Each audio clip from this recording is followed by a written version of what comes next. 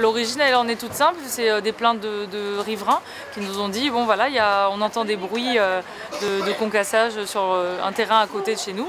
En parallèle, nous on avait reçu une demande d'autorisation effectivement pour ça sur la ravine Latanier, sur Sainte-Thérèse. Voilà, ce sont des terrains privés. Donc, alors sur Sainte-Thérèse, sur la ravine Latanier, il y avait un terrain privé, mais finalement il y a aussi un lit de ravine qui a commencé, malgré les 2 refus qu'on a apportés, qui ont commencé à être vidés de leurs cailloux. On voit, malgré l'arrêt des travaux, enfin heureusement qu'on a pu faire arrêter les travaux, que visiblement l'idée c'était de damer le fond de la ravine des Lataniers pour passer de l'autre côté et aller chercher des roches. Donc là clairement on est allé sur place, la police municipale a fait un premier PV, elle est revenue avec la DEAL, elle est retournée pour vérifier que les travaux étaient bien arrêtés et en l'occurrence sur Sainte-Thérèse ça n'était pas le cas, le chantier continuait. Donc là j'ai dit aux grands mots les grands remèdes, je vais monter sur place avec la police municipale, la gendarmerie en renfort et les médias pour vraiment alerter l'opinion publique et les possessionnés, les réunionnais en général, qu'on ne doit pas céder aux pressions de ces concasseurs marrons. On doit faire en sorte vraiment de leur imposer de respecter la loi et voilà, de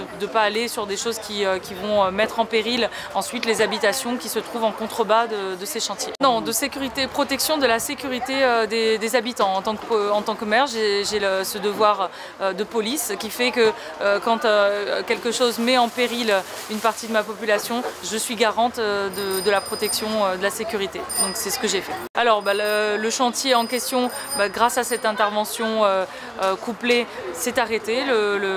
La personne qui en était responsable nous a dit ok c'est bon, je vais attendre soi-disant des autorisations qui seraient en attente, mais bon je pense que voilà, clairement c'était pour ne pas avouer que. En tout cas, voilà, nous, mairie, nous sommes en charge du plan local d'urbanisme. Cette zone est une zone naturelle, on n'a absolument pas le droit de la défricher.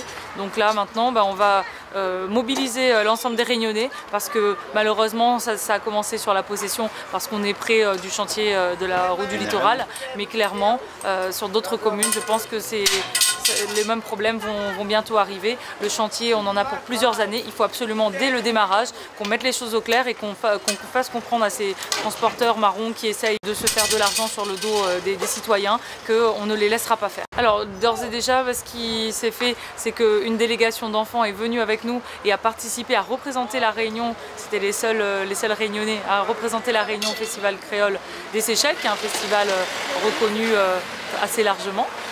Ensuite, on a d'ores et déjà décidé de mettre en place comme ça des partenariats. Donc on a une conteuse réunionnaise, Madame d'Ambreville, qui va aller dans les écoles séchelloises faire des contes et inversement, elle va ramener des contes des Seychelles pour les faire connaître à La Réunion. Ensuite, on est en train de voir avec le TCO et Cycléa pour amener l'expertise par rapport aux déchets, parce que le tri des déchets, la collecte sélective n'existe pas encore aux Seychelles, et leur permettre eux aussi de sauvegarder leur environnement et de faire en sorte vraiment que la belle île les belles îles des Seychelles restent le plus propre possible.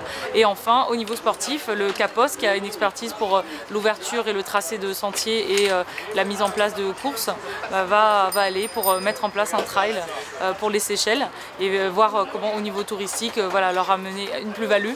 Et en contrepartie, nous, au niveau de la possession, nous sommes en train de voir avec l'Académie du tourisme pour que les 200 places qui sont vacantes dans les hôtels des Seychelles puissent être partiellement occupées par des possessionnés, des jeunes possessionnés qui veulent se former dans le tourisme.